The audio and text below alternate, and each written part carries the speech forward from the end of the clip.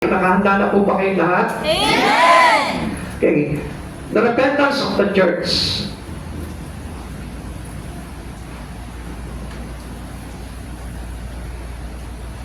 Okay. Ito po yung pag-aaralan po natin. The repentance of the church.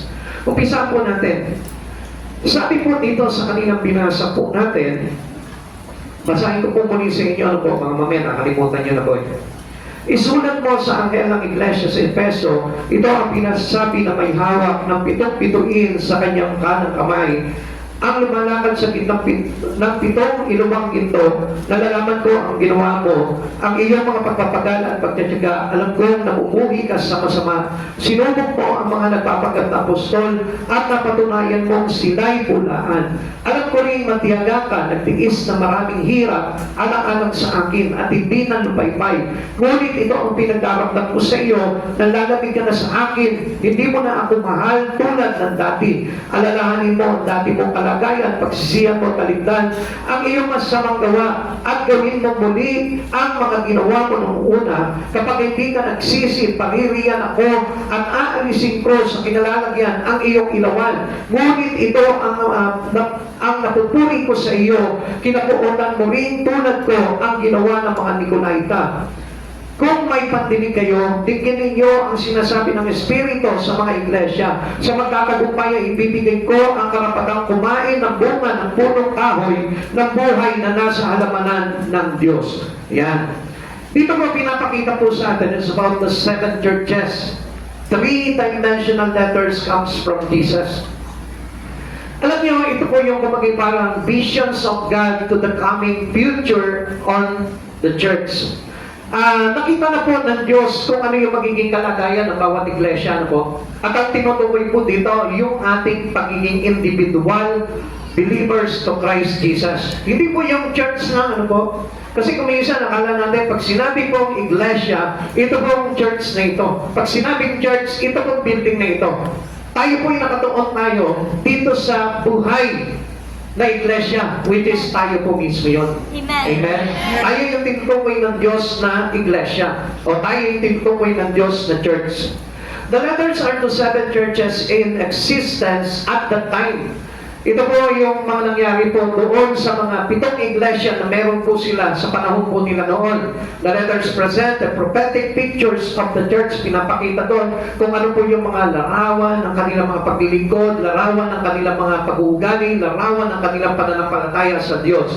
The letters deals with problem in all churches at all time. So ito po isinulat hindi lamang sa 7 iglesia that is exist on that time but existed on our time. Amen. Hindi lamang po doon kundi pati ngayon. Amen. Kaya nga in advance God knows what's the problem, what comes problem to the church happens today.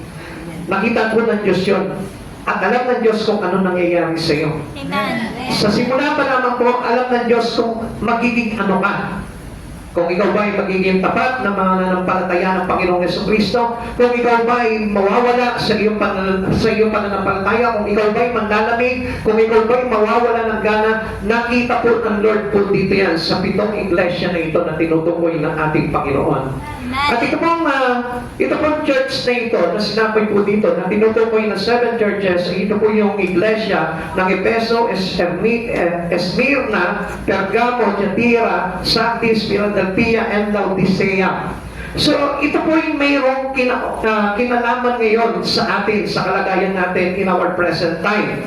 These congregations also 3-dimensional. Pag sinabing 3-dimensional, nakikita mo yung kabuuan. Nakikita mo yung lalim, nakikita mo yung sukat, nakikita mo yung kanyang kalagayan. Amen. So, pag sinabing 3-dimensional, buo-buo tayong nakikita ng ating Panginoong Jesucristo. Not only your back, not only your front, not only your eyes, but the whole things in you. Amen. Yung kabuuan ng iyong pananampalataya kay Kristo. Kaya nga hindi natin madadaya ang Panginoon eh. Marami po nagsasabi na mananampalataya sila ni Kristo, pero deeply sa puso nila, hindi naman po pala nauuhaw sa Diyos. We are individuals, so we have individual needs. Bawat isa sa atin may mga pangangailangan yan. Like example, kung tatanungin mo yung katabi mo ngayon, tanungin mo siya, anong pangangailangan mo ngayon? Anong pangangailangan mo ngayon? Alam ko, hindi magsasabi niya wala. Lahat tayo meron, ano po? Every one of us has needs. Amen. We are members of a family, so we have family needs. Sa pamilya nyo, hindi ba pwedeng wala? Meron din po. We have members of this congregation, so we share church needs. Dito sa church na ito, meron din po tayo mga pangangailangan. And we share these needs for every one of us. Amen. Ganun po yung mga pagkapapakita ng Panginoon po dito, how we illustrate the church today, and from the present time of Jesus, pinapakita po ngayon kung ano po talaga yung mga pangangailangan po natin. The Lord reveals a plan to revive retreating church. Karaniwan naman po nangyayari po ito sa lahat ng church. Ano po? Merong mga nananatili, merong mga talagang nagpapakalalim, merong talagang nagbibigay ng buhay, at meron din pong nawawala. At ito po yung gustong solusyonan ng Panginoon po dito. Yung mga nawawala, nanlalamig, nawawala yung pag-ibig sa Diyos, ito yung gustong solusyonan ng Panginoon kung bakit noong una pa lang nakita niya na itong mga problema na ito sa bawat church. First, the Lord praised the church. Unang-una, mapapansinin po natin, sinabi po dito ng ating Panginoon, I know thy word. Nalalaman ko ang iyong mga ginawa. Maaaring ikaw din po mismo minsan bumilib ka na sa sarili mo especially in your relations with God. Minsan sabi mo sa sarili mo, dati mainit ako sa Panginoon. Dati talagang porsigido ako na kahit mawala sa akin ang lahat ng bagay. Basta kay Lord Jesus, hindi ko ipagpapalit itong mga bagay na ito. Minsan mo na nasabi yan. Minsan mo na tinibag ng puso mo yan. Minsan mo na nasabi sa Panginoon, Lord, kahit palayasin ako sa bahay namin, Lord, ikaw pa rin ang pipiliin ko. Amen. Lord, kahit mawalan ako ng trabaho, hindi ako makatapos sa pag-aaral, ikaw pa rin yung pipiliin ko because I really love you so much. Amen. Dahil mahal na mahal kita, Panginoon. Minsan nasabi na po natin yan. Kaya nga, alam na alam ng Lord yun eh. Kaya nga, kung minsan ang hihinayang sa iyo, Panginoon, kapag ka nawala ka, pinag-ihinayangan ka ng Lord, sayang naman yung dating pag-ibig niya sa akin. Sayang naman yung dating ipinadama niya sa akin. Sayang naman yung dating sipag niya. Sayang naman yung pagtitiis niya. Sayang naman yung pagiging matuwid niya. Pinag-ihinayangan ng Lord yun. Especially kay tulad nga po nung sinabi ko sa inyo, yung mga tatay natin ngayon, alam nyo, talagang manghihinayang ang Panginoon po talaga dyan kapag kasi sila po mismo ay nawalan ng gana pagdating sa ating Panginoon. Amen. Not only for them, but for every one of us. Kasi tayo yung tinutukoy talaga ng Panginoon po dito. Sabi niya ganun, alam ko ang inyong ginawa. Sabi po ng Panginoon, chapter 2, verse 1 to 3. Isulat mo sa anghel ng iglesia sa Efeso, ito ang sinasabi ng may hawak ng 7 bituin sa kanyang kanang kamay at lumalakad sa gitna ng 7 ilawang ginto. Alam ko ang mga ginagawa mo, ang iyong pagpapagal, matiyagang pagtitiis. Alam ko hindi mo kinukonsinti ang masamang tao. Sinubok mo ang mga nagsasabing sila'y apostol at napatunayan mo sila'y huwad. Alam ko rin matiyaga ka, nagtiis ng maraming hirap alang-alang sa akin at hindi ka sumuko. Tanungin mo doon sa tabi mo, di ba ikaw yun? Amen? Amen. Ikaw yung pinupuri ng Diyos. At first, para ma-revive tayo ng ating Panginoon, pupurihin ka ng Diyos at ipauunawa niya sa iyo yung unang ginawa mo. Amen. Ikaw yung nagtiis ng hirap para sa Kanya. Ikaw yung nagsakripisyo. Ikaw yung matyaga. Ikaw yung mayroong talagang totoong pag-ibig. Ikaw yung nagpapagal. Nakita ng Diyos yung bagay ngayon na kahit na sabihin mo na mahirapan ka, maubos lahat ng kayamanan mo, mapagod ka, o kahit na anong mangyari sa iyo, dahil sa pag-ibig mo sa Diyos, nagtitiis ka. Amen. Amen. Amen. Kaya sabihin mo, ikaw yung pinupuri ng Diyos na yun. Ikaw yung pinupuri ng Diyos ngayon. Kaya na kung minsan, nadadaya tayo ng kaaway. Wala naman ako silbi dun sa church na yun eh. Kasi hindi naman nila ako love dun eh. Amen. Wala naman ako silbi doon sa church na yun. Bakit ako mag-i-stay doon? Sa totoo lang, wala naman silang nakikita ang maganda sa akin. Puro pangit ang tinitignan nila sa akin. Kasi tao yun. Amen. Ang tao kalikasan na pakitaan ka ng pangit. Pero ang Diyos, Gusto ko malaman mo, kahit na hindi ka mapansin doon sa mga ginagawa mo mabuti, ang Diyos nakikita niya yun. Amen. Kaya nga sabi ng Lord, I know thy works. Alam ko ang iyong ginagawa. Amen. Kaya huwag mo sasabihin, wala naman ako nagawang mabuti doon sa Jacob eh. Puro pasaway galang ang ginawa ko. Hindi. Nagkakamali ka doon. Nakita ng Diyos yung puso mo. Kaya lang kasi nakatuon ka sa tao. Eh hindi mo alam ang tao. Ang unang pinapansin ng tao yung pangit. Amen. Like for example, yung katabi mo ngayon, hindi mo makikita yung kagandahan niyan. Hindi mo makikita yung kagabuhan niyan. Ang makikita mo niyan, kapintasan. O kung minsan na makita mo yung kagandahan niya, sabihin mo gano'n sa kanya, ang ganda nitong bata na ito, kaya ang pangit ang ilong niya. Minsan gano'n tayo, may katungtong. Hindi lubos na nakikita talaga yung ganda ng mga bagay na ginagawa natin. Subalit, yung may magawa kang pangit, yun na nakikita ng tao. Pero not to our God. Amen. Kaya nga, we can please man. Dahil alam natin na ang tao po kasi, kalimitan po talaga, we are imperfect. Amen. Maging sa panangin, sa pandinig, maging sa pananalita, we are imperfect. Kaya nga kapag nakapakinig ka ng ano eh, di ba, halimbawa sinabi mo, uy, alam mo ba si Brother Ethan? Ang gwapo no. Tapos pag naikwento mo yun, napakinggan mo lang, pag kinuwento mo kay Brother Daryl, napakinggan mo, napinig mo ba yung sinabi ni Sister? Si Brother Ethan daw, ang gwapo, kaya lang hindi nagtututbrush.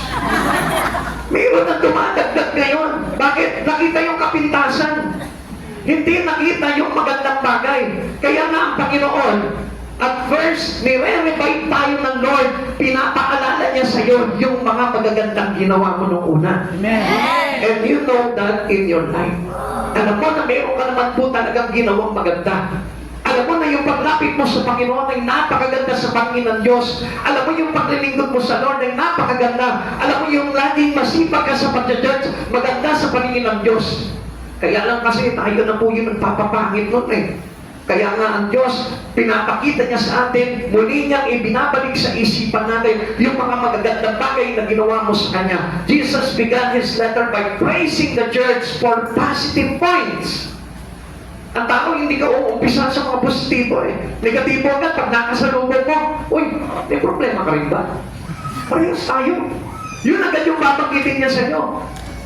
Haggard ka ngayon. Siguro ang dami mong babayarin, ano? Inuungkat niya agad yung pangit na bagay. Not on the positive points na kailangan na mailagay mo sa isipan ng tao. This is a good example for us all. They had enough fathers, we need some praise. Amen. Amen? Amen. Yun ang kailangan natin eh. Katulad ng ginagawa ng Lord. Yung sasabihin sa iyo, alam mo ba yung dating paglilingkod mo? Grabe ha. Ramdam na ramdam ko mula doon sa aking trono. Ramdam ko yung mga pagpupuri mo. Ganun ang Diyos. At ganun din po dapat tayo. Hindi po yung lagi tayong nagre-reklamo, lagi po tayong may hinainis sa buhay. Alam mo, sarap sana maglingkod sa Panginoon kung wala ka lang problema. Sinabi mo pa masarap, pero sinundan mo naman pangit na bagay. Pag sinabi mo masarap maglingkod sa Panginoon, huwag mo nang iintindihin yung mga negatibo. Amen. You must give a positive point in your mind. Amen. Yun ang dapat na ilagay mo sa isipan mo. God should remind every one of us our work with Him at first. Sinasabi niya sa iyo, mainit na mainit ka naman eh. Dati talagang hindi ka uma-absent talaga sa pagsampay. Kahit na hindi ka makapagtrabaho, talagang sumusuong ka para lang sa Panginoon. Kaya kung mapapansin po natin, pinapaalala sa iyo ng Panginoon yung para mabalik yun. Para buhayin ka ng Lord. Remember that the church today will revive by our God. Amen. At ito yung unang-unang bagay na gagawin sa iyo ng Lord para ma-revive ka. Ipapakita niya sa iyo yung magandang bagay. Amen. Pero, merong diablo na ipapakita naman sa iyo pangit. Amen? Amen. Sasabihin niya sa iyo, paano ka maglilingkod sa Panginoon kung ang mga nakapaligid sa iyo ang sasama ng ugali? Paano ka maglilingkod sa Panginoon? Yung daming mga problema sa bahay. Paano ka makakapaglingkod sa Panginoon? Eh, makasalanan ka ba? Lahat ng pangit na bagay, negatibong bagay, ipapalagay sa iyo ng kaaway para hindi ka makapaglingkod sa Lord. Para hindi ka makalapit sa Panginoon. Paano ka makakapaglingkod paglingkod sa Panginoon, eh, ang sama-sama ng pamumuhay mo. Eh, di bubulaan ka lang ng mga tao, sasabihin sa'yo ng tao, palingkod-lingkod pa yan, eh, pero ang sama naman ang ugali niya. Nakita niyo na po? Pero si Jesus, to revive every churches, to revive us, para makapanumbalik tayo sa Panginoon, anong gagawin niya? Papaalala niya sa iyo yung magagandang bagay na ginawa mo. Amen. Noong una, ang sarap pa ng akyat mo sa hagdanan ng Jacob. Hindi mo nararamdaman yung sakit ng tuhod. Habang umaakyat ka dyan, kahit nahihirapan ka, basta go ako sa pag-church ko. Pero nung huli, ang hirap kasi umakyat doon eh, ang taas. Masakit sa tuhod, kaya naman, kapag ka nagkakaedad na, medyo nakakasarap ang kain, nagkaka-arthritis. Amen? Ganda na po tayo. Kasi pinakita sa inyo ng Diablo na hindi masarap maglingkod sa Panginoon. Pero ang Panginoong Jesucristo, He keeps on reviving us. Nire-revive niya tayo para nakita yung buhay at mainit at masigla pagdating sa Panginoon. Kaya ano po yung mga pinupuri sa atin ng Panginoon, di ba? Yung sinabi po dito, our Lord commended the church in 3 things. At ano to? Your labor, your patience, and the faithfulness of every one of us. Yan yung unang-unang pinapakita sa atin, yung paggawa natin, yung pagtitiis natin, yung katapatan natin pagdating sa Panginoon. Na kahit na binobomba ka ng mga negatibo at pangit na bagay ni Satan sa iyong larangan ng iyong paglilingkod, pero ikaw nananatili ka dito sa mga bagay na ito. At yan yung pinupuli sa atin ng Panginoon. Dumating man sa iyo yung problema, nato nagtitiis ka. Dumating man sa iyo yung kapakuran, naglilingkod ka pa rin. Dumating man sa iyo yung mga kawalan, faithful ka pa rin sa Lord. Hindi nawawala itong tatlong bagay na ito, nananatili sa iyo. Kaya nananatili kang buhay sa ating Panginoong Jesucristo. And this is how God is reviving us. Kung gusto mo na ma-revive yung espiritu mo, gawin mo itong tatlong bagay nito. Lagi kang gumawa sa Kanya, magtiis ka, magpagal ka, at lalong-lalo na maging tapat ka sa ating Panginoong Jesucristo. Amen. Huwag po tayong tatalikod sa Panginoon kasi this is how God measured our service with Him. Kapag nakita niya nawawala yung faithfulness mo sa Kanya, doon pala medyo nababatikan na po tayo sa harapan ng Lord. Pero ang Lord, hindi po tayo agad-agad hinakatulan. Kundi ang sasabihin sa inyo ng Lord, He is willing to revive you. Amen. Willing pa rin po siya na i-revive ka. Kaya huwag kang maawa sa sarili mo. Kundi sabihin mo sa sarili mo, may pag-asa palagi sa Lord. Amen. Yun. Ang Lord po kasi we cannot hurt Him into condemnation. Hindi niya po sasabihin sa iyo, kasi ikaw hindi ka nagpatuloy sa Lord kasi ikaw ganyan kasi ikaw ganyan. Hindi ganun ang Lord. Sasabihin sa iyo ng Lord, papaalala ko sa iyo. Dati, ikaw yung talagang the best of worship sa akin. Ikaw yung dati pagka nag-worship, umiiyak ka, ramdam na ramdam ka, sa puso ko yung pag-ibig mo. Sasabihin sa iyo ng Lord yun. Hindi niya sasabihin sa iyo, ikaw yung pasaway ng araw Ikaw yung matigas ang ulo Hindi ka naman Kasi ang Lord, pinubuhay tayo palagi. Amen. Yung ang Lord na tayo po yung pawala sa Kanya. Praise is positive, complaining is negative. Kaya nga, you can climb uphill by thinking downhill thoughts. Hindi po tayo ganun Kumagay parang tayo, kapag lumalapit tayo sa Panginoon, dapat we choose always the positive things in our life. At tinitignan natin yung magandang bagay. Sabi mo nga sa katabi mo, tingnan mo yung magandang bagay. Tignan mo yung magandang bagay. Kalimutan mo yung pangit. Kalimutan mo yung pangit. Sabi mo sa kanya, kalimutan mo na ako. Ay, ngayon.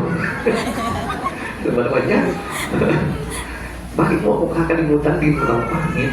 Amen?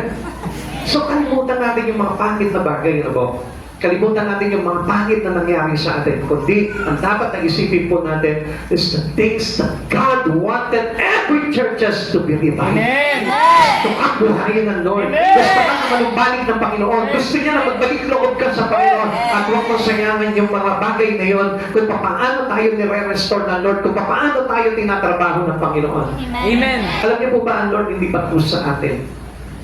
Until the word goes on, habang nandiyan pa ang mundo, hindi po nawawala yung kanyang ginagawa para sa atin. Amen. Kaya tandaan po natin kung may mga pangit na pag-iisip sa inyo from the past, kalimutan niyo na po yung mga bagay niyo.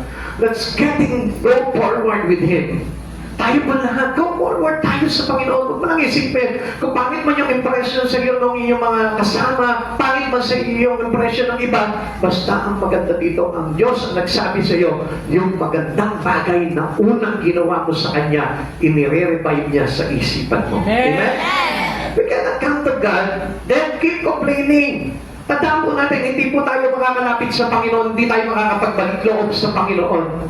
Even when you repent to God, hindi tayo makakapag-repent sa Panginoon na binabalik-balikan pa natin yung mga pangit na bagay. Binabalik-balikan natin yung mga kasalanan po natin ng araw. Binabalik-balikan po natin yung mga pangit na nangyari sa iyo, sa iyong paglilingkod sa Panginoon. Kaya nga sabi po ng Pilipos chapter 4 verse 6 to 9, huwag kayong mapanisa tungkol sa anumang bagay. Sa halip, hingin ninyo sa Diyos ang lahat ng inyong kailangan sa pamamagitan ng panalangin may pasasalamat. At ang kapayapaan ng Diyos na hindi kayang maunawaan ng tao ang siyang mag-iingat sa inyong puso at pag-iisip dahil sa inyong pakikipag-isa kay Kristo Jesus. Huwag kayong mawawala sa Panginoon. Verse 8, bilang pagtatapos mga kapatid, dapat maging laman ng inyong isip ang mga bagay na karapat-dapat at kapuri-puri, mga bagay na totoo, marangal, matuwid, malinis, kaibig-ibig, kagalang-galang. Isagawa ninyo ang lahat ng inyong natutunan, tinanggap, narinig, at nakita sa akin. Sa gayon, sasagin niyo ang Diyos na nagbibigay ng kapayapaan. Kanina lang natin narinig yun sa Lord. Amen.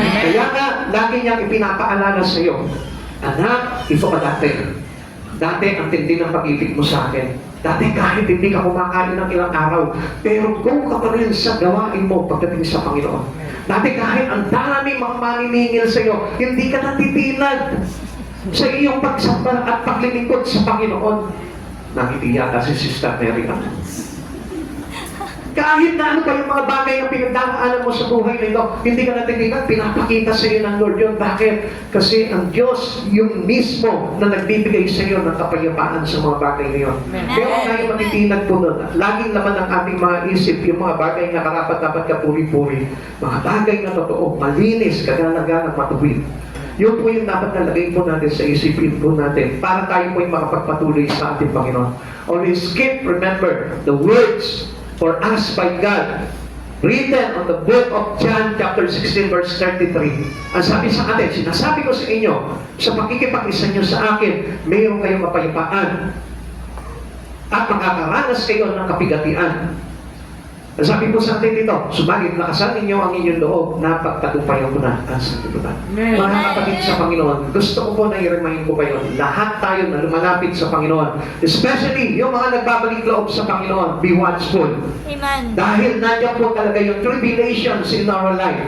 Nandiyan yung mga pag-uusig, nandiyan yung mga pagkikritik sa atin ng mga tao na nasa paligid sa atin, nandiyan yung mga problema at pagsubok na kung saan yan po yung maghahadlang po sa atin para makatuloy po tayo sa Panginoon.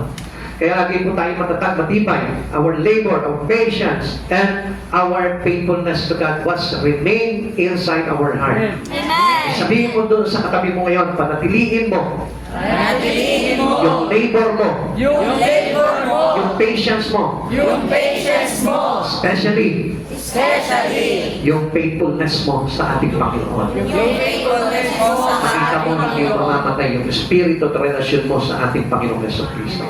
Kaya tayo nanlalamig sa Panginoon. It is because we lose these three things in our life. Nawala yung ating alaala sa mga papuri ng Panginoon sa buhay mo.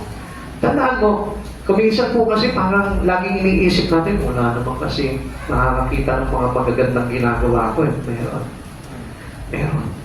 Ang Diyos. Amen. Amen. Kristo. Na kahit hindi mapansin niya ng mga kasama mo, hindi mapansin niya ng mga tao, pero gusto kong malaman mo, ang Diyos ang nakakita ng mga mabubuting ginagawa. Amen. Ikalawa, paano tayo nire-revive ng Panginoon? The Lord pointed out a problem in the church. Ngayon, ganito po yan. After praising us by God, ipapakita naman sa iyo ng Panginoon yung problema mo. Amen? Amen. Not only Satan, kasi si Satan talaga iko-condemn ka eh. Si Satan, kaya pinapakita sa iyo yung mga bagay na pinagdaraanan mo, yung mga pangit na bagay, parang ibagsak ka. Pero not for Jesus. Si Jesus, ipapakita niya para, bakit? Church under discipline means God pointed out the problems in people. Ibinapakita niya yung mga problema sa atin. Yung mga bagay na pangit sa atin. Yung mga bagay na kung saan nagiging hadlang po sa atin. Bakit? Because it is a part of His discipline. Amen. Kaya nga kapag ang isang Kristiyano, ang mga isang believers, dinadaan ng Diyos sa tinatawag na disiplina, ang ibig sabihin niyan, He pointed out the problems in you. Amen. Amen? Amen. Kasi lahat naman po talaga tayo may problema eh. Not only problems in money, problems on material things, problems on our family, but problems through inside of you. Amen. Dito may problema tayo. Kasi kung hindi mawawala yung problema natin sa sarili po natin, like for example, we are stubborn, we are unsubmissive, we are unteachable, and especially we are a sinner. Pagka hindi ipinakita sa atin ng Panginoon yun, hindi natin alam kung ano yung bagay na dapat tanggalin natin sa buhay natin para makadiretso tayo sa Lord. Kaya nga marami po mga tao, marami mga Kristyano hindi makadiretso sa Panginoon. It is because of their problems inside na hindi mapaklas-paklas, hindi mabitawan, hindi maisuko sa Panginoon. Kaya their choice is to getting away with God. Yun yung nagiging choice na naman po nila. At pinipili pa nila na humiwalay sa Panginoon, tumigil sa paglilingkod, tumawala sa kanilang iglesia dahil doon na hindi nila mapaklas-paklas yung mga bagay na yun sa kanilang sarili. Kaya nga, the Lord reveals a plan to revive a retreating church. First is to praise the church. And second, the Lord pointed out problems in our church. Pero huwag kang mawala ng pag-asa doon. Dahil ang Diyos ang nagdidisiplina sa atin. Kung bakit may mga pagsubok na dumadating sa buhay mo, dahil dinidisiplina ng Diyos. Amen. Kung bakit may mga pagsubok at problema sa pamilya o may mga bagay na circumstansya na nangyayari sa buhay mo, it is because God discipline you. Amen. Para na sa ganun maging maayos at mabuhay ka pupuli sa Kanya. Amen. Pahayag chapter 2 verse 4, ngunit ito ang pinagdaramdam ko sa iyo, nanlalamig ka na sa akin, hindi mo na ako mahal tulad ng dati. Huwag mong babawasan yung tatlong bagay na yun sa buhay mo. Ano ulit yung tatlong bagay? Your labor, your patience, and your faithfulness. Huwag kang magbabawas doon. Amen. Dahil it means that your love for God is losing. Mawawala. Kailangan maging masipag ka pa rin. Kailangan maging mapagmatiis ka pa rin. Kailangan lagi ka pa rin tapat sa Panginoon. Amen. Dahil yun yung pagpapakita natin na tayo'y in love pa rin sa Panginoong Jesucristo. Do not Amen. lose your love for God. Amen. Mawala na yung pag-ibig mo sa sanlibutan, huwag lang sa Panginoon. Amen. Mawala na yung pag-ibig mo sa money, huwag lang sa Lord. Mawala na yung pag-ibig mo sa mga bagay-bagay na ginagawa mo sa mundong ito, huwag lang kay Jesus. Amen. Dahil napakahalaga ng pag-ibig ng isang tao sa Panginoon. Dahil yung pag-ibig ng Diyos na yun, dapat lamang po, in return, in response to His given love for us, is also your love. Amen. Amen? Amen. Kung wala po yung love na yun, ano may isusuuli mo sa Panginoon? Hindi naman tayo maliligtas sa pamamagitan ng ating mga gawa.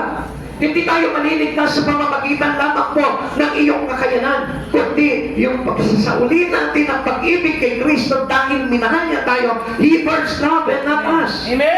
Kaya nga, yung sukli na dapat na magpakita natin sa Panginoon, yung pag-ibig sa Lord. Not the love for the money, not for the love for the word, not for the love for the material things in the world. Amen? Amen. Amen? Amen. The true person or the true Christian who in love with God, he really loves God. Amen. The most things in him is God. Naintindihan po natin. Amen. Kaya nga sabi sa atin, for the love of money is the root of all evil. Kaya tayo nawawala eh. Kaya tayo nawawala ng pag-ibig sa Panginoon, kaya tayo nanlalamig, kaya tayo nawawala ng gana. We are losing our appetite because of the love for something and not to God anymore. Kaya nga huwag niyo tatanggalin yung pag-ibig sa Diyos. Kung nagtatrabaho ka man, mas higit na ibigin mo ang Diyos. Kung tayo may kumikita, mas lalong ibigin natin ang Panginoon. Kung tayo man ay nagagandahan sa mundong ito, mas higit na magandahan tayo sa pag-ibig ng Diyos na ipinadadama niya sa atin. Kaya don't mind this word. Be mine with our Christ Jesus. Kaya nga gusto ko po na ipaliwanag po sa inyo ito na dapat laging maging laman ng ating mga isip yung mga bagay na karapat dapat matuwid, malinis, kaibig-ibig, kapuri-puri. Amen. Yun yung dapat maging laman ng isipan po natin. And we cannot send these things into the world but through Christ Jesus. Amen. Kaya na we must fix our eyes to Christ Jesus. Kailangan yung mata natin nakatuon lamang sa Panginoon para ganito yung maging laman ng isipan po natin. Amen. The church looked good but had a serious problem. Kung titignan natin, ganda naman itong church na ito. Minsan nakikita natin, ano po, wow, ang laki nito, mega church. Ang ganda ng kanilang church, talagang napakalaki. Pero, there is a deep, serious problem inside of it. It is important to face up to our problem. At yun yung po kailangan na kumputingin po natin sa buhay po natin. Now, bakit ka nang lalamig? Point out that problem. Kailangan na malaman mo kung ano yung problema mo, kung bakit nawala ka ng gana, kung bakit nalayo ka sa Panginoon, kung bakit para nawala yung pag-ibig mo sa Panginoon. Tingnan mo at ayusin mo yung problema na yun, naging cause. Hindi tayo basta matalikod doon sa mga bagay na yun, kundi hinaharap natin at inaayos. Amen. Hindi lang hinaharap, kundi inaayos po natin yung bagay na yun. Amen. Kasi kung hindi po natin i-make up yung mga bagay na yun sa buhay po natin, yun yung maglalagay sa atin para tayo po hindi na makabalik sa Panginoon. Mahalaga yung tinatawag na repentance. Mahalaga yung pagpabalik loob natin sa Panginoon. The problem in this church was declining love. Yan ang pinaka-napakabigat na problema ng isang church. Yung kanilang pag-ibig sa Diyos na nawala na.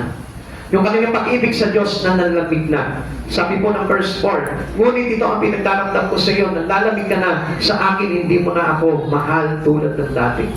Mahal ko naman ang Lord, kahit hindi ako nag-church, nasa puso ko ang Lord. No. Huwag ka makikinig doon. Huwag ka maniniwala doon. Kasi kung mahal mo ang Panginoon, three things, again, your labor, your patience, and your faithfulness. Hindi na pwedeng gumagawa ka ng sarili mong mga gawa. Kailangan doon tayo nakasunod sa proseso ng Panginoon. Iba yun, nagpe-pray naman ako sa bahay. Ano ba sabi ng Lord? Mula sa oras na ito, itong templo na ito, itatawaging dalanginan. Bahay dalangan yan. So, ibig sabihin, this is the major place for us to pray. Amen. For us to worship. Amen. For us to serve God. Amen. Kaya nga hindi tayo pwedeng lumihis doon sa proseso ng Panginoon na yun dahil yun ang turo sa atin. Amen. Amen. Kapag tayo po ay mananampalataya, ayaw po natin ng disiplina ng Panginoon, hindi po talaga magiging maayos po yung ating relasyon sa ating Panginoon. Palalamigan tayo at hindi na po tayo maiinlove pa sa Panginoon. We lost our love to God. When love declines in our walk with God, we stray from Him. Maliligaw po talaga tayo. Napakahalaga ng love. Pakisabi mo sa katabi mo, love.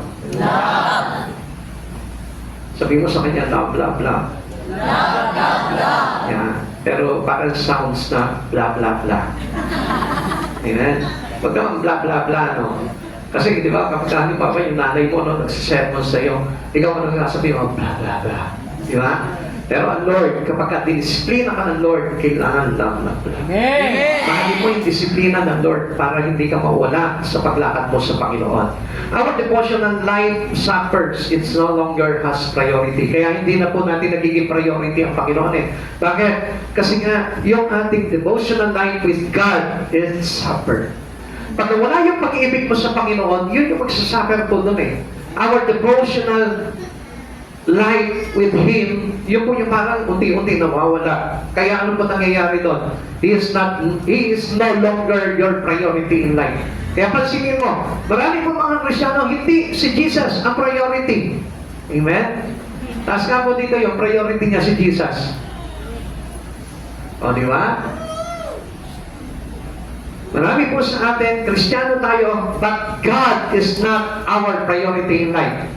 Now, how should a person love God kung hindi siya yung priority mo?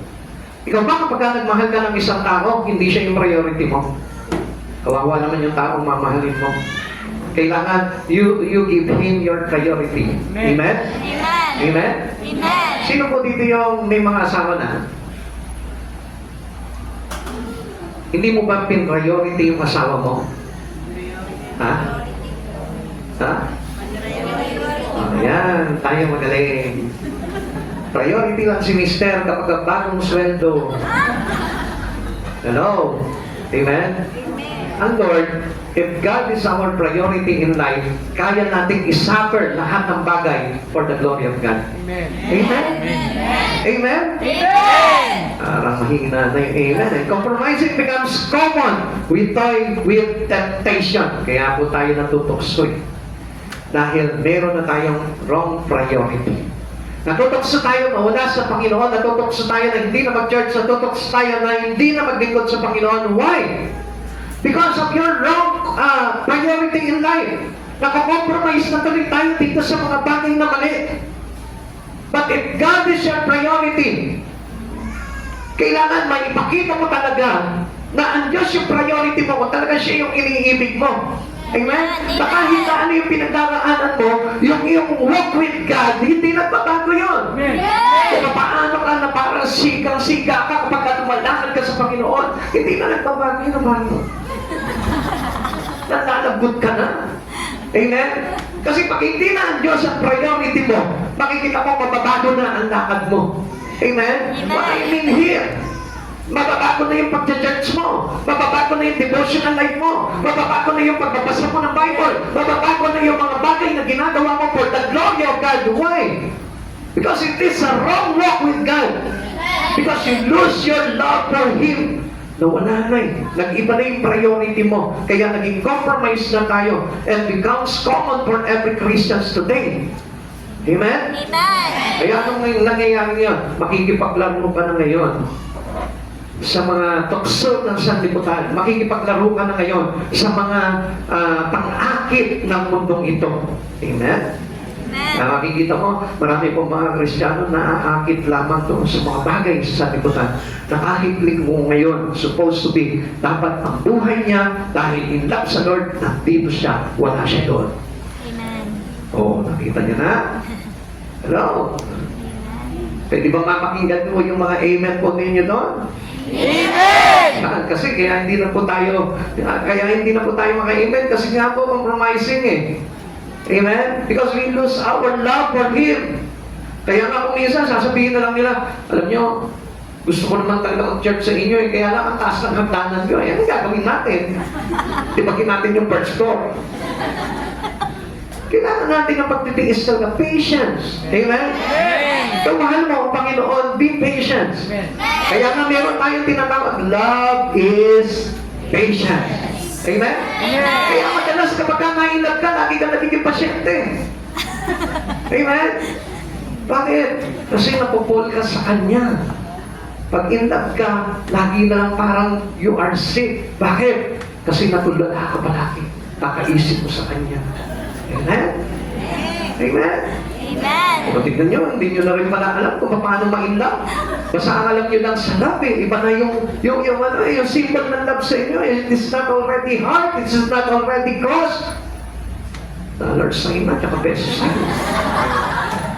Pag wala yung dollar sign at wala yung peso sign, wala love.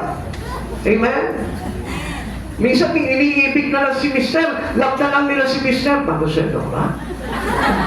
Tagal pa sweldo? Tsaka mo na yan, love na yan. Hello? Amen? Amen. Kaya nga makikita nyo, kanya-kanya na kayong biyahe. Kanya-kanya ng lakad pagdating sa Panginoon.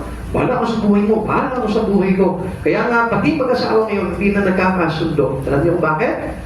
Kasi hindi na umiiral, hindi na nagiging sentro yung love ni Kristo sa buhay po nila.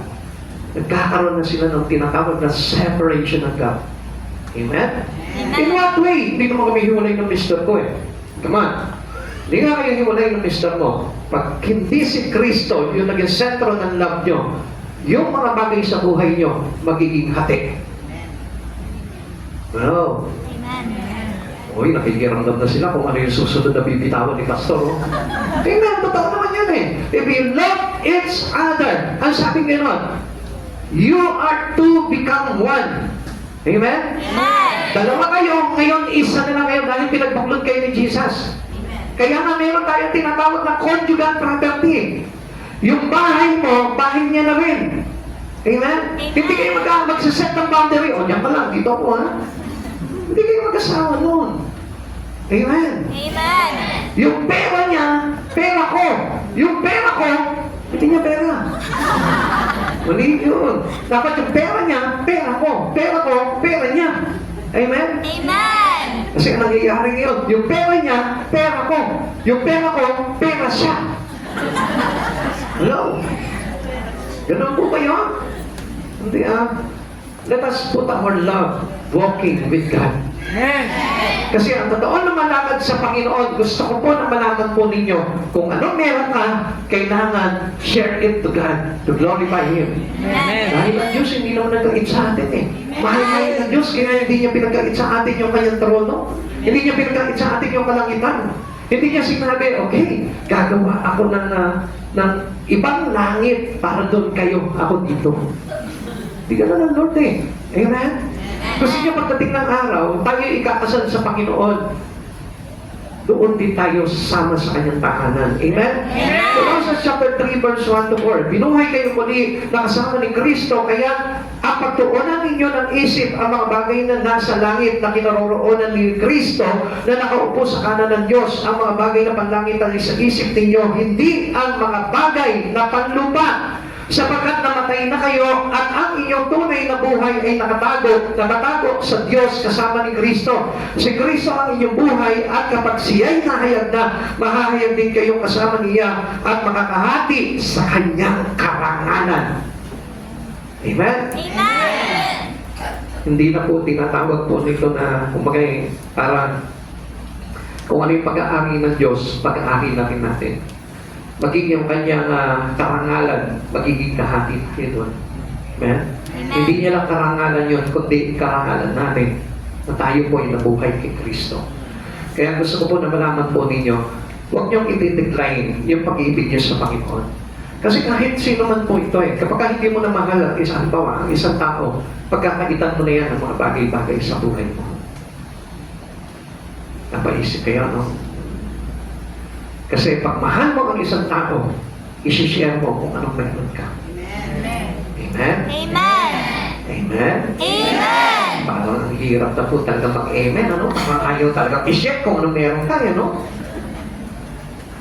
Paano tayo makakalakad sa Panginoon? This is how our walk with God. Halimbawa, mahal mo yung kapatid mo, di ba? Kung bibili ka ng lollipop, meron din siya. Kung bibili ka ng hamburger, meron din siya. Amen? Amen. Ganyan nga po magmahalan yung dalawang anak ko eh. Si Caleb at si Jessica. Pag meron si Jessica, wala si Caleb. Pag meron si Caleb, wala si Jessica. Ganun sila ka-in-love, magkapatid. Hindi. Totoo ko yan. Si Jessica, pagka may binili yan, hindi pa pwedeng wala si Caleb. Si Caleb lang talaga yung buhay. Hindi. Bata pa kasi. Ganun po tayo. Kapag talagang walk with God po talaga tayo, hindi na de-decline yung pag-ibig po natin. When declines in marriage, it becomes drudgery. Kapag halimbawa na-decline na po yung ating pagsasama, no? Bilang pag-asawa, no po? The warmth of the marriage is gone, something is missing. Pagka yung init ng inyong kinasal kayo, pagbubuklod sa inyo, no po, nawala na po, no? Nawawala na lahat. Kaya ingatan po natin yun. Duty replace the light. Two people merely enjoyed to the end. Kung parang tungkulin na lamang po yung ginagawa po natin at wala na po yung talagang pag-ibig because of declining love. When love declines in the church, everything becomes mechanical. So, ibig sabihin niya parang robotic na lamang po tayo dito. Kailangan mo magsimba ngayon, sa ating ngayon, okay, nagsisimba ka, nandun ka, uupo ka, makikinig ka, pagkatapos ng church, lalabas ka na. Walang nabago. That was mechanical. People attend but give little attention. Religion becomes an exercise in repeating routines. Paulit-ulit na lamang po. Walang nababago po sa atin. Ibig sabihin nun, it is decline the love of you to Christ Jesus. Pagka mayroon ka talagang totoong pag-ibig sa Panginoon, pag nag-church ka, may mga bagay na mababago po sa atin. Gradually, little by little, day by day, may mababago sa buhay natin. It is because of Jesus who changed our way. Amen.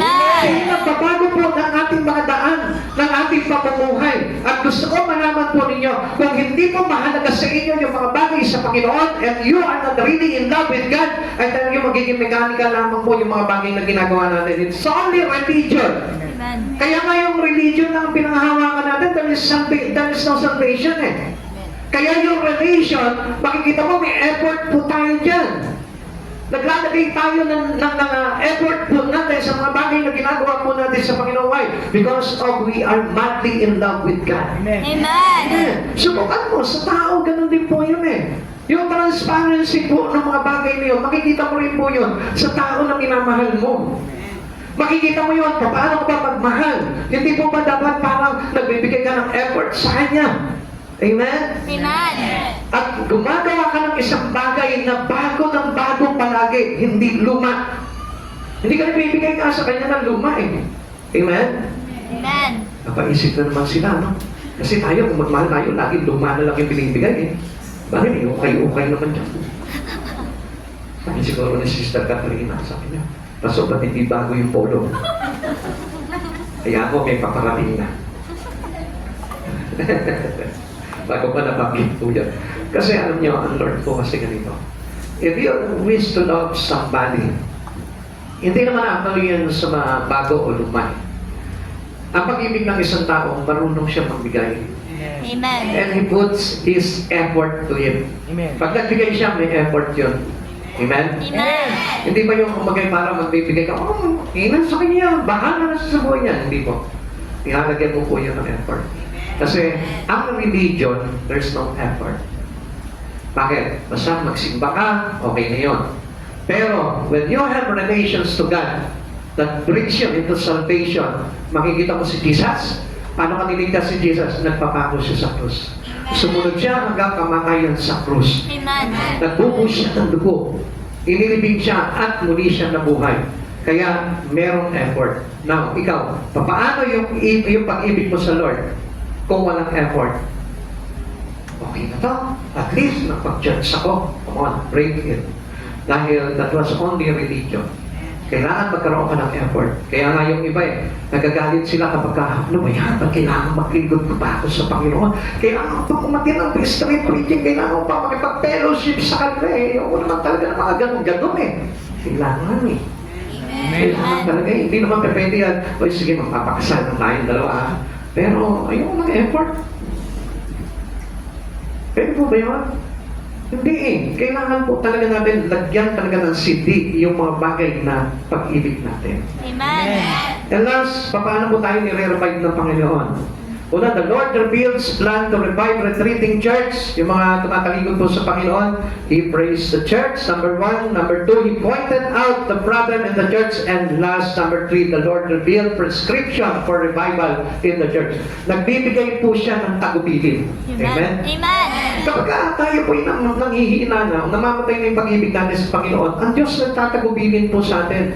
He prescribes something in you to revive your spirit. Kaya lang dapat, we must be listen. Kaya nga sabi niya, kung may pandinig, makinig. Kaya nga, pakiulit nga po, kung may pandinig, makinig. Kung may pandinig, makinig. His Spirit motivated every Christians to do job in the Lord. At meron po siyang kaukulan na ipapagawa sa iyo. Hindi mo ba pwede na ang isang tao in love sa Panginoon pero walang ginagawa sa Lord? Amen? Pakisabi mo nga sa katabi mo. Hindi pwede. Hindi pwede. Ang tao. In love sa Lord. In love sa Lord. Pero walang ginagawa sa Lord. Pero walang ginagawa sa Lord. Kaakibat na po yan ng pag-ibig natin sa Panginoon. Kailangan may ginagawa tayo. Marami pong mga bagay na pwedeng gawin para maipakita po natin sa Lord that we truly love Him. Now, sabi ng Kawikaan, chapter 4, verse 11 to 12, ika'y pinagtubayan ko sa daan ng karunungan, itinuro ko sa iyo ang daan ng katwiran, hindi ka matatalisod sa lahat ng iyong hakbang, magmabilis man ang lakad, ay hindi ka mabubuhan. So, pag may effort po tayo sa Panginoon, hindi tayo pababayaan ng Lord. So sabi niya nga po niyan eh, ang ibig sabihin po niya na kahit magmabilis ka man ng lakad, hindi ka mabubuwan, hindi ka madadapa. Alam niyo bakit? Kasi mag-iingat ng Lord because you love Him much, iingatan din ng Lord. Amen. Yung pag-ibig ng isang tao na talagang todo talaga sa Panginoon, iniingatan ng Lord yan. Amen. Kaya nga, huwag mong pagpapawalang bahagi sa buhay mo yung pag-ibig mo kay Kristo. Dahil alam niyo po ba, kung sino yung talagang nais talagang ingatan ng Diyos ng todo sa Kanya, yung mga taong laging in love kay Jesus. Yung mga taong puno palagi ng pag-ibig sa Lord. Yung lumalakad siya every day, daily in His life, that He truly in love with Him. Yung in love palagi sa Lord. Yun yung lakad na gusto na mangyari sa atin ng ating Panginoon. When the Lord motivated us to do job into Him, kapag tayo po'y gumagawa sa Panginoon, because of our effort, with our love with Him, He gave us into the righteousness for us not to be stumbled. Kaya tingnan mo, paano mo mapapansin, no? Marami pang mga Kristiyano ngayon, di ba? They get stumbled with their service to God. Di ba, kuminsan parang hindi na sila nakakapaglingkod, dumaayaw na sila, madali sila nawawala. Why? Because sometimes they lose their love. Pero ang sabi ng Lord, kahit magmabilis ka ng lakad, hindi ka mapupuwan. Amen. So meaning, hindi ka mawawala sa Kanya. Kahit na anong pagsubok na pagdaanan mo, kahit na anong circumstansya na pagdaanan mo, if you are truly in love with Jesus, I tell you, hindi papayag ang Diyos na mawala ka sa Kanya. At alam niyo kung bakit lang tayo nawawala sa Panginoon? Kasi ayaw natin talaga mahalin at ibigin ng totoo ang Panginoon sa buhay natin. Maybe you love Him, but not much. Hindi po masaya yung pag-ibig mo sa Kanya eh. Kahit naman ang tao eh. Pag sinabi mo, mahal kita, pero hindi nararamdaman sa iyo, hindi siya maniniwala. Amen. Kailangan magpapakita ka ng isang proof na kung saan talagang you truly love Him. Ganun din ang Panginoon. Pag napatunayan mo talaga yung pag-ibig mo sa Diyos, ikaw, makikita mo, lahat ng pag-iingat sa iyo ng Panginoon, hindi po mawawala yan. Amen. Kaya nga, pansin niyo mo, kapatid sa Panginoon, walang Kristiyano nawawala sa Panginoon. Bakit? Kasi it's protected by God. Amen. Kung bakit ka nakakabalik, it is because of the love of God. Amen. Mahal mo talaga ang Diyos eh. Amen. Kasi hindi ka makakabalik kung hindi mo talaga mahal ang Diyos. Kaya nga kahit mapaulit-ulit ka mawala, you fall 7 times and you will rise up 7 times. Kaya nga kapag ang isang tao, kahit na sabihin mo mag-backslide yan, makakabalik yan. Bakit? Because he is still protected by the love of God in him. Amen. Protektado siya ng protektado siya ng pag-ibig ni Kristo eh. Kaya hindi papabayaan ng Lord na maging backsliders talaga for the life. Amen. Amen. Kaya nga, ito ang pinaka-the best po dyan. Ibigin mo ng buong puso si Kristo sa buhay mo para you are truly protected by His love. Amen. Amen. Intindihan mo natin? Amen. Now, ano yung tagubilin sa atin ng Lord? The prescriptions that the Lord revealed. Ano yung tagubilin niya pinapayag sa atin? Una, sabi niya sa kanilang binasa natin, remember, alalahanin mo, was there a better time in your walk with God? Yung mga bagay na ang gaganda ginawa mo eh. Nakita ko rin yan. Alam ko na nakita ko rin yung mga magagandang bagay na yun. Dati nga, ikaw pa yung nag-i-invite ng Bible studies sa tahanan nyo eh. Dahil mahal mo ang Diyos. Dati nga, ikaw pa yung nagpe-presenta, Lord, pwede mo ba na sama ako doon sa hayo po sa church? Ikaw yung nagpe-presenta po ng bagay na yun. Bakit? It is the better time of you walking with God. Amen. Kasi in love ka pa nun eh. Amen? Amen. Amen. Pastor, ibig ba sabihin, kaya hindi na ako nagpapa-Bible study ngayon? Kaya hindi na ako sumasama sa prayer meeting, sa fellowship, dahil hindi na ako in love? Absolutely. Hindi ako naniniwala sa isang tao na sinasabi niya, mahal niya ang Panginoon, pero wala siya doon sa mga bagay na yun. Amen. Amen. Ayaw na tumanggap ng iba, no? Pero yun ang totoo. Kahit na ulit-ulitin niyo itong turo na ito doon sa iglesia ng mga Efeso. Were you once eager to serve, to evangelize, to attend? Kailan pa ba yung parang ang sarap-sarap mo pa rin maglingkod sa Panginoon? Yung bang ang sarap-sarap mo pa rin humayo? Yung bang ang sarap-sarap mo pa rin dumalo ng gawain? Amen? Amen. Tignan mo yung katabi mo ngayon. Ganyan ba kasarap yung kanyang pagdalo sa simbahan ngayon? Amen. Kapag ang humahayo pa ka, ganun pa rin ba kasarap? Eagerly, ganun pa rin po ba? Hallelujah. Praise God. Doon pa lang malalaman mo kung gaano ka kailangan sa Lord. Doon pa lang malalaman mo kung na-lost na yung pag-ibig mo sa Panginoon. Was your prayer life once more meaningful and more powerful? Kaya nga kung minsan, tinatapos mo na lang yung panalangin. our Lord. Amen. Tapos na agad. Thank you, Lord, for this day. And I will give you praise into the mighty name of Jesus. Amen. Tapos na agad. There's no powerful in prayer anymore. There is no meaningful prayer. Wala na eh. Wala na. Hindi na nararamdaman ng Lord. Kaya nga kahit kung minsan sinasabi mo, Lord, magpe-pray pa naman ako sa iyo. Meaningless na. Powerless na. Lord, gumagawa pa naman ako sa iyo. Meaningless na, powerless na. Wala na yung talagang gusto pagdating sa matumasan mo. Nag-judge naman ako every Sunday. Meaningless na. Powerless na. Kasi nangyayari ka ng Lord ng Wednesday, hindi ka maka-attend. And minsan, pati Sunday, hindi ka na rin umaka-attend. Nasanay ka na. Nalamig na ng todo. Kaya nga pa paano mo sasabihin na talagang naaalala mo pa rin yung mga dating ginagawa mo nung ingat ka pa sa Diyos. Natatandaan mo ba yun? Alam niyo po, nung araw, tatandaan mo, even I, medyo na-less po talaga yung pag-ibig ko sa Lord eh. Kasi kung mabalikan ko po, aalalahanin ko po yung past. Grabe po talaga ako magbasa ng Bible mo nung araw. With matching iyak pa yan. With matching galak pa sa puso yan. Pag nagbabasa ka, day and night. Gumigising pa ako ng alanganing oras, magbasa lang, mag-pray lang. Ganon, kasarap yung pag-ibig mo. And that was the moment na hinahanap sa atin ng Panginoon, yung ganon pag-ibig. Yung sarado pa yung church, nandiyan ka nang naghahantay ka na sa mga kapatiran para lang makasamba. Yung dagay pa lang na nagtatanong ka, meron ba tayong gawain sa Friday? Join ako dyan. Hindi ba yan nagtatanong ka lang, may gawain pa tayo sa Friday? Kasi gusto mo na makalusot lang. Hindi talaga interesado doon sa gawain. Kundi para lang makalibre.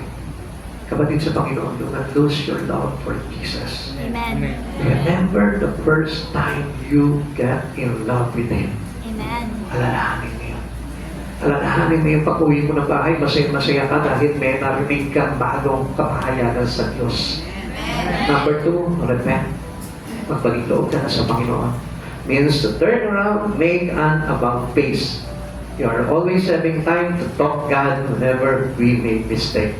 Yung kapag nakagawa ka ng masama, uupo ka sa isang tabi, makikipag-usap ka sa mga Lord, paano ba ito?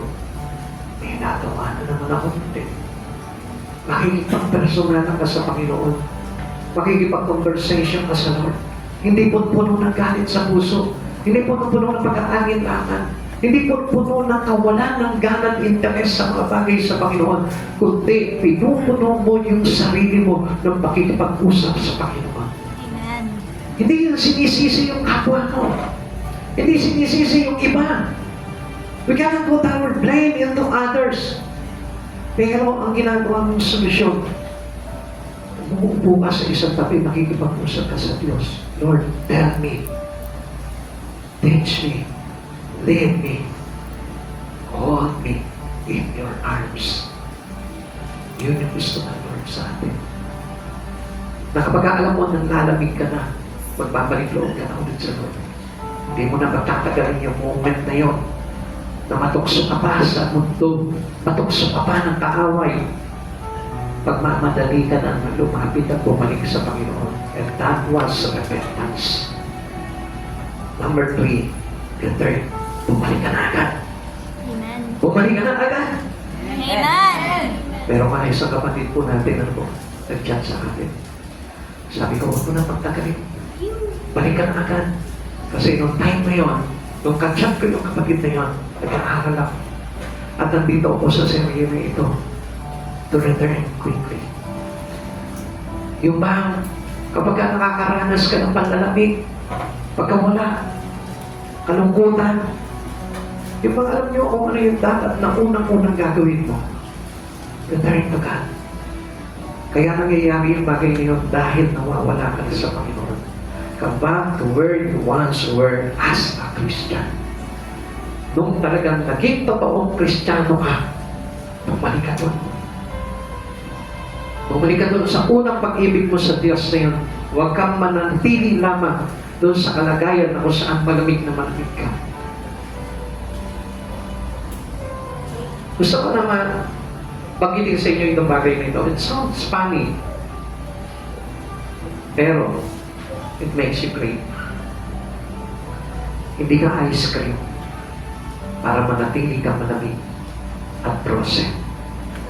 Ikaw ay Kristiyano na kailangan manatiling mainit sa araw-araw sa pag-ibig mo kay Kristo. Something sounds funny, pero kung i-analyze mo yun, totoo naman. Walang area ng buhay ng isang Kristiyano na kailangan panlamigan. Kailangan lagi kang ilaw, lagi kang mainit, lagi kang nag-aapoy, nag-aalala para kay Kristo. Pahayag chapter 2 verse 5, alalahanin mo ang dati mong kalagayan, pagsisihan mo at talikuran ang iyong masamang gawa, at gawin mo muli ang mga ginawa mo nung una. Kapag hindi ka nagsisi, pupunta ako yan at aalisin ko sa kinalalagyan ang inyong inuman. Kapatid sa Panginoon, ito pong oras na ito, nagpapaalala sa atin ng Panginoon. Huwag kang lalayo sa Kanya. Do not lose your love for Him. Walk with Him truly with all your heart to God. Tayo po lahat at si tayo.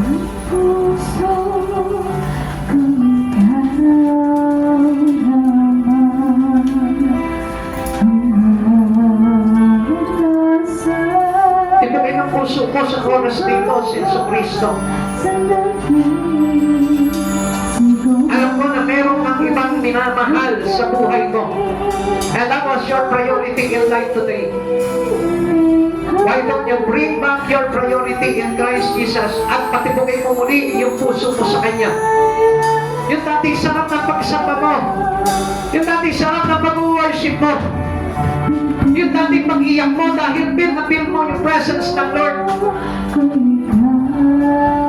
Kung paano ka unang mahitap sa Panginoon, come on. Show it that you are fully in love with Him. Balik mo yung pag-ibig mo sa Panginoon. Paghinayang ka sapagkat ang Diyos na ito, He wanted to restore you. And everything that will happen to you from the past, still ang Diyos na ito, nire-revive ka pa rin niya at hindi ka niya pinababayaan. This is the love of Jesus into you. Na kahit na ganyan ang kalagayan mo, na kahit sabihin mo mahirap ka, na kahit sabihin mo wala kang tahanan, wala nagmamahal sa iyo, but there is a great thing that ever happens into your life. It is the love of Jesus that you experience right now. Wala nagmahal sa iyo, nandiyan si Jesus, mamahalin ka niya. Wala kang kayamanan, nandiyan ang pag-ibig ni Jesus, maging kayamanan sa buhay mo. Wala kang dapat naalalahanin sa buhay na ito. Only, paghanapin mo yung pag-ibig mo kay Jesucristo at makikita mo ang lahat ng bagay na yan ay pagyagamanin sa iyo ng Panginoong Jesucristo habang ikaw ay nabubuhay. Wala tayong ibang kailangan sa buhay na pamundi sa Jesucristo. Hallelujah, glory to Jesus. Hilit na, pag-ibig mo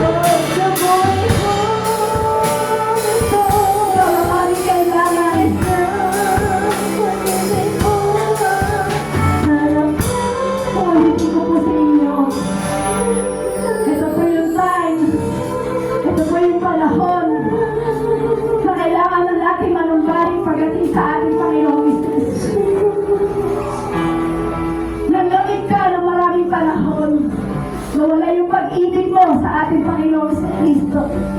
Pero ngayon sinasabi ng ating Panginoong Jesus, anak, manumbalik ka sa akin. Ulitin ko po, walang kwenta o walang saysay ang buhay natin sa mundo ito kung hindi tayo muling iibig sa Panginoon, kung hindi tayo muling hihingi ng tawad sa Panginoon, kung hindi natin muling iibigin ang ating Panginoong Jesucristo. Ulitin ko po, walang saysay ang ginagawa po natin sa mundo ito kung hindi po talaga tayo totoong iibig pagdating sa ating Panginoong Jesus. Kaya kapatid, kung napakinggan niyo yung mensahe kanina, yun na naman po yung hinihingi sa atin ng Lord. Kung tayo manumbalik, muli nating ibigin ang ating Panginoong Jesus. Hindi niyo po ba kaya ipadama sa ating Panginoong Jesus yung bagay na ito? Hinihintay ka ng ating Panginoong Kristo. Kapatid, hinihintay ka ng ating Panginoong Kristo na muling manumbalik pagdating sa Kanya. Muli kang umibig, muli kang umanap sa ating Panginoong Jesus. Sabi ng Lord, ayun ang ayaw ko dati. Yung dati lain ka, pero ngayon malaki ka na. Pero hinihintay ka ng ating Panginoong Jesus para magkaroon ng saysay ang pag-iikot natin sa ating Panginoong Jesus. Muli kang umibig, muli mong ialam ang pag-ibig mo pagdating sa ating Panginoong Jesucristo. Kapatid, ito po ang iwanan ko po mensahe sa inyo.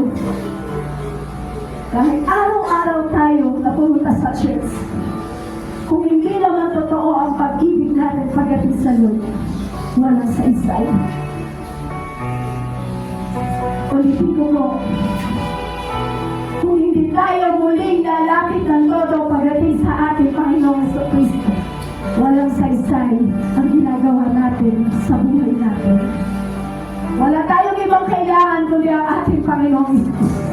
Si Jesucristo lamang ang kailangan natin sa ating buhay, kapatid. Kaya kapatid, lapit na tayo sa Lord. Hinihintay na tayo ng ating Panginoong Jesucristo. Sabi nga po, Jesus is coming. Malapit na dumating ang Diyos. Jesus is coming. Jesus is coming. Repent! Repent! Repent! Jesus is coming. Malapit na dumating ang ating Panginoong Jesucristo. Kaya kapatid, mag-repent na tayo at lumapit na tayo sa ating Panginoong Jesucristo. Yun po ang aking masasabi sapagkat gustong ipagawa ng ating Panginoong Jesus ang kanyang pag-ibig sa ating buhay. Tayo po'y manalangin sa ating Panginoong Jesus. Lord, salamat po ng marami sa iyo, Panginoon, sa kabutihan mo, Lord. Patuloy na po, Panginoong Jesus. Grabe ka po magmahal. Grabe ka po mamibig sa mga katulad naming makasalanan, Panginoon. Hayaan mo, Panginoon, sa oras ito, Lord, ipadama namin sa iyo yung grabing pag-ibig. Ipadama namin sa iyo yung grabing pagmamahal namin sa iyo, Lord. Sa kapila ng kasalanan kami, Lord, pinahal mo kami. Sa kapila ng sobrang mga kasalanan kami, Lord, iniligtas mo kami, Panginoon. Hayaan mo, Lord, matutunan ng bawat isa, Lord, ang matutong lumapit at magdinan sa iyo, Panginoon. Hayaan mo, Lord, sa umagang ito, Lord, muli namin mararanasan, Panginoong Jesus, ang kagalakan ng pag-ibig na nagmumula sa iyo. Muli mong ipadadama at muli mong isasabay, Panginoon, ang espiritu ng pag-ibig sa lugar nito, Lord. Muli mong patitutukin ang bawat puso ng aming mga kapatid, Lord, pagdating sa iyo. Lord, maraming salamat sa mensahe mo, Lord. Lahat na ng lamig, Lord, lahat na nadapa, lahat, Lord, na kinaya ng kaaway, muli mong Lord, mo buhayin. Muli mong bibigyan ng grabing pag-ibig pagdating sa iyo, Lord. Naniniwala kami, Lord, sa pangalan ng Panginoon sa Kristo. Hindi